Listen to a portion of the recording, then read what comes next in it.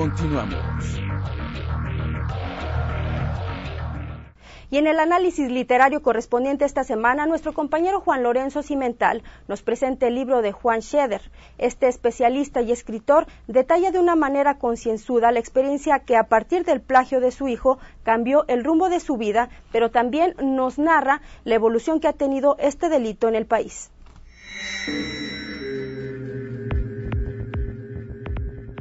El secuestro es la expresión del mal. Apropiarse de la vida de otros, del tiempo de otros, del día a día de los otros y de su cotidianidad, es el peor de los delitos, porque es pasar por encima de la dignidad y olvidar y despreciar lo que la misma vida vale. El secuestro es la expresión del mal, es el infierno.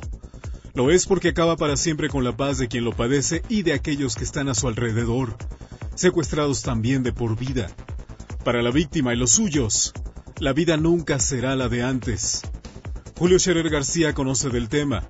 Lo conoce porque lo vivió en carne propia y en primera persona. Secuestrado él por militares guatemaltecos en Centroamérica y secuestrado su hijo por una de tantas bandas que operan con plena libertad en cualquier lugar de México. Lo que el fundador de Proceso sabe acerca del delito que cercena más allá de la libertad corporal, lo plasmó en Secuestrados, libro de reciente aparición en el que memora su propia experiencia como víctima y como familiar de la víctima, pero también como amigo y cercano porque el secuestro, tristemente, es ahora como una plaga mutante contra la cual todos los remedios parecen poco. En las primeras páginas Scherer cronica el plagio de su propio hijo, Julio también, y habla del terrorismo que sobre los victimados imponen los delincuentes, violencia de hecho y de palabra, ante la cual no quedan sino la impotencia y el miedo. Luego se ocupa de su propia historia cuando hace décadas fue plagiado por militares guatemaltecos, que le enseñaron que el secuestro también es un arma política, y cómo el rehén se convierte en una pieza de intercambio, cuyo precio fluctúa según la buena o la mala suerte. Pero hay otras maneras del secuestro. La persecución por motivos políticos es una variante perversa porque persigue a los sentenciados, a donde quiera que se va. Con el precio puesto sobre la cabeza a eternidad, la vida deja de ser vida. Hay nombres tristemente célebres en esta que, hoy como antes, es una industria millonaria. Daniel Arismendi, el Mocha Orejas, Andrés Caletri, los Montante, los Colines, los de la banda de Carlos, la banda del Chamapa, la del Coronel, la del Cesarín, y ahora se podría agregar a los de la Flor, a los Rojo y a los del Zodiaco.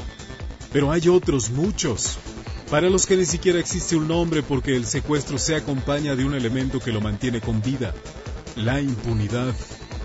Esta es la experiencia de quien sabe, no de oídas, sino de quien ha vivido desde adentro el horror, el miedo, la impotencia, la incertidumbre y ese írsele la vida cada día mientras la ausencia querida no tiene alivio.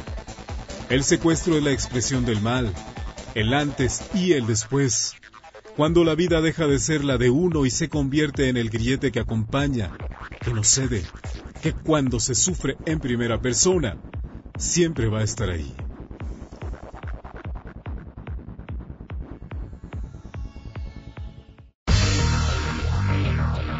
Continuamos.